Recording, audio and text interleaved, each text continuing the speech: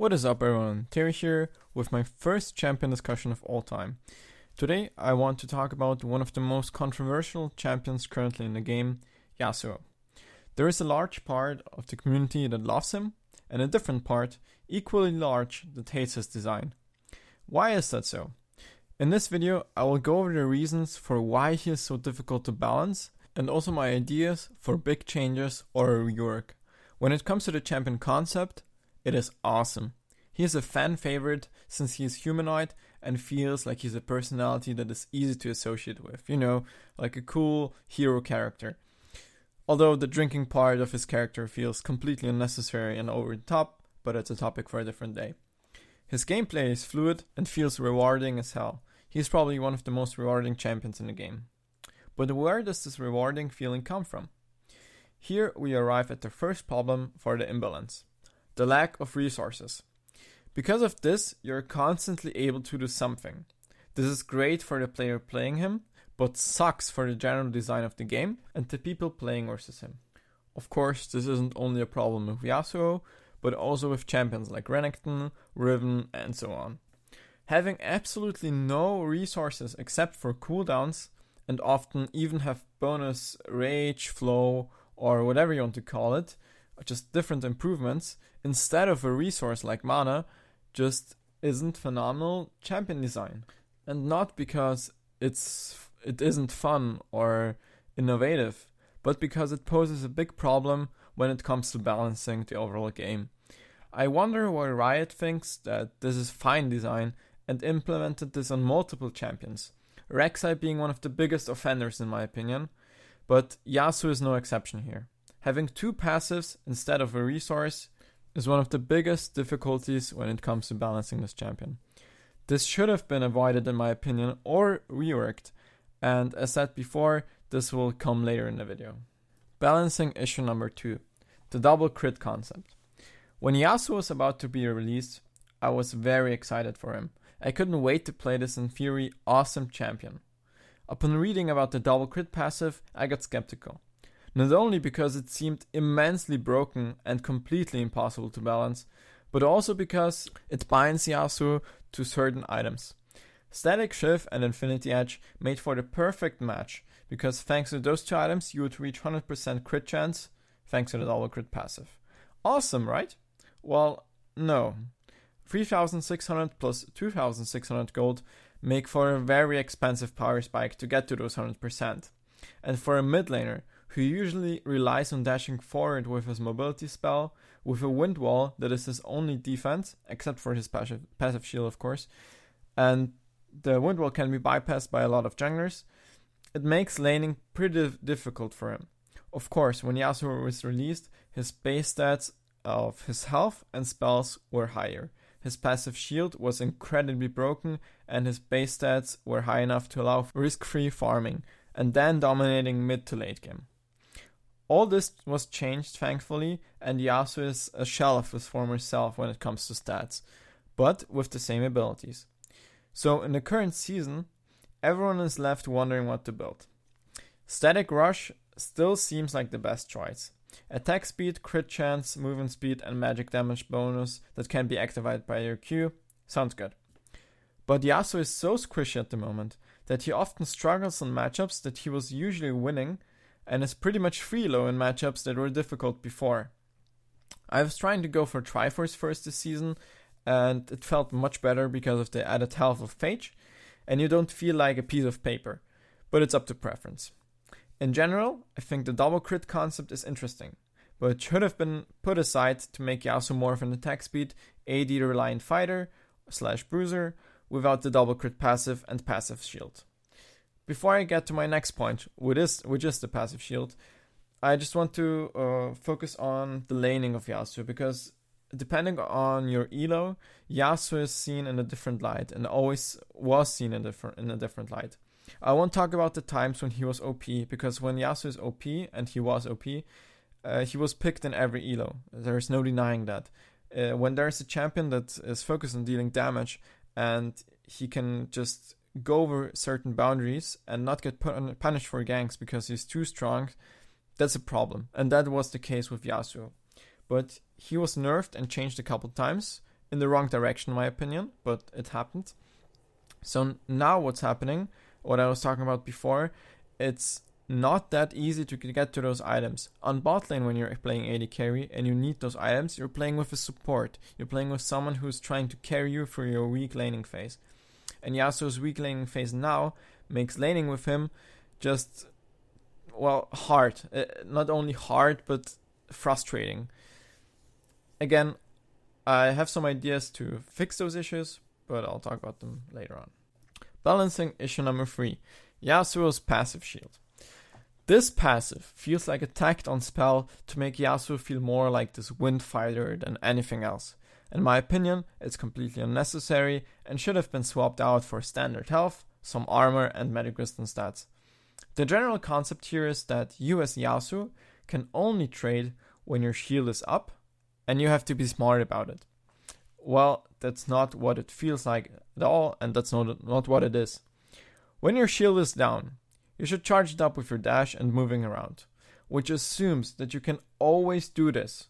Well, if you're a good Yasuo player, you won't be dashing around mindlessly, but watching the map for the jungler to make your engagement. You will try to ward and only dash when you really have the opportunity. A little shield that can get procced with an auto attack is annoying to play against and makes for the stupidest situations with Ignite, when you completely outplay the enemy Yasuo, and I'm sure you've seen this before, and then he survives the last tick of Ignite because he got lucky since his shield just came up. It's just completely unnecessary and no fun to play versus it and also play as Yasuo. It's just frustrating for you as Yasuo because you're waiting to regenerate the shield, and also frustrating for the enemy who can kill you with the last tick of his offensive summoner spell. Should have been changed and just unnecessary. It just makes for more controversy because it's a double crit passive. A double passive. It's 2 passives here. So, I don't know. The idea is cool, but it was just implemented horribly wrong.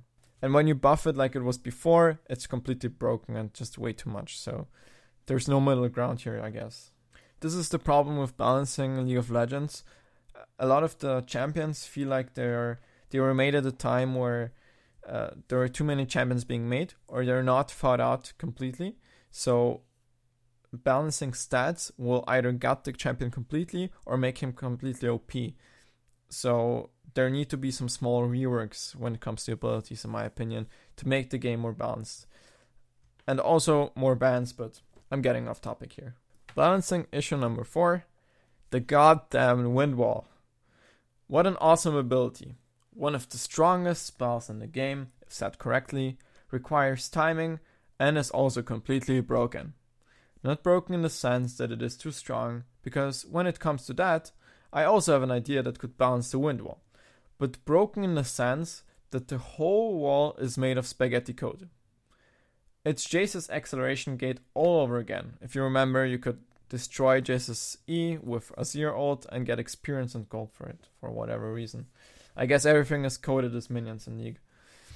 The wind wall will randomly let spells go through it, like TF's gold card, and it also has a number of spells that can't be blocked by it.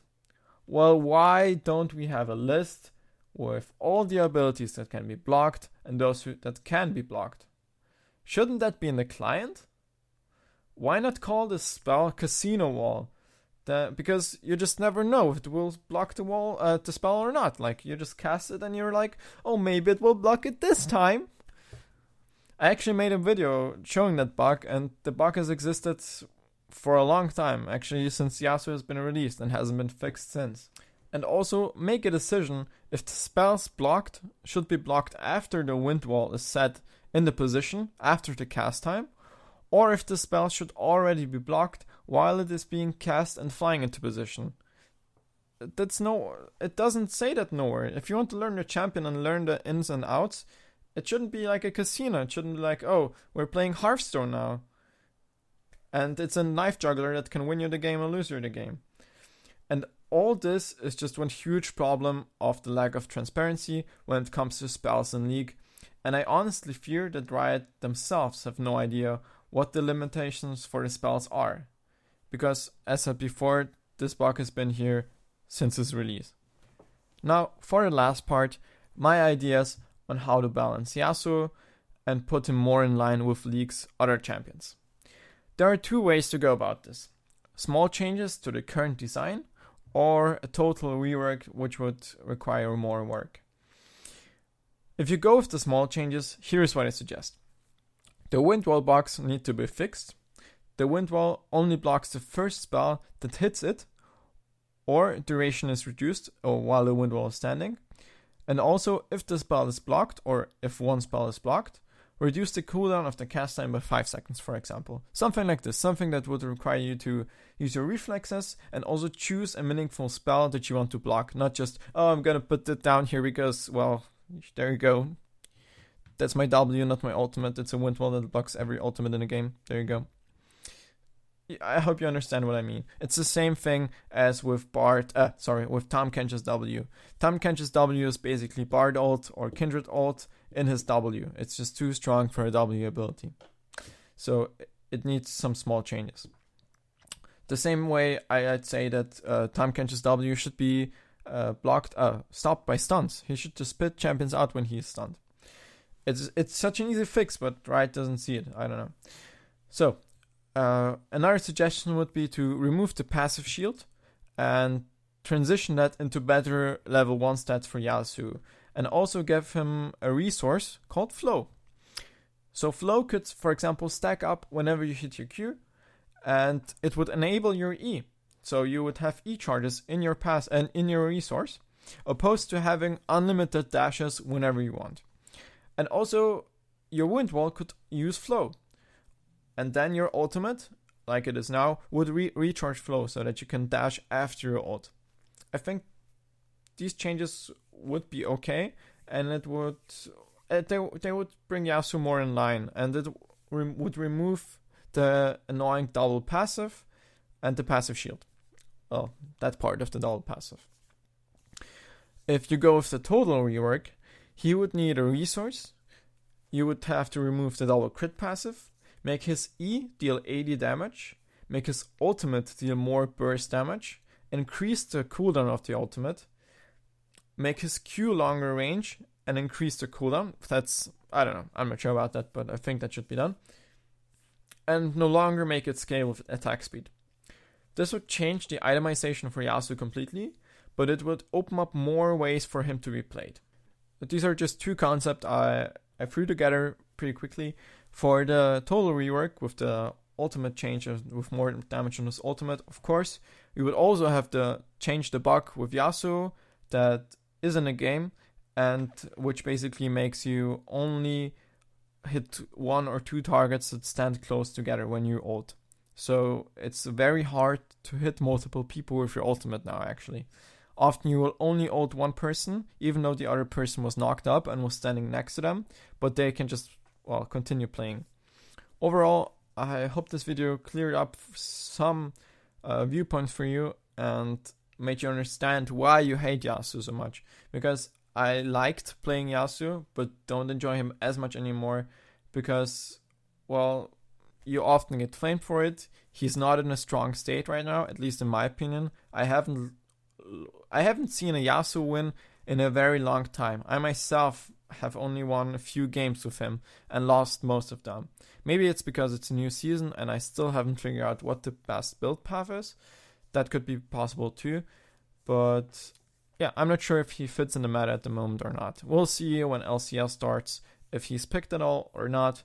But it'd be fun and also good for the game and healthy for the game if Riot would change more champions that have no resources to something like this. It's the same thing with Riven and why she's so annoying to play against.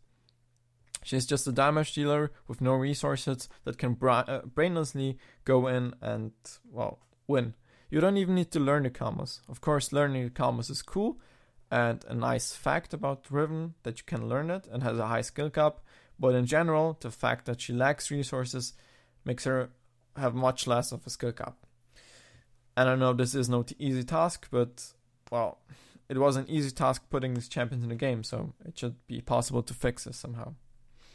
Anyway, I hope I didn't rant too much. Thank you for watching, and if you enjoyed this champion discussion, leave a comment. I'll make sure to make more of these, and I'll see you next time.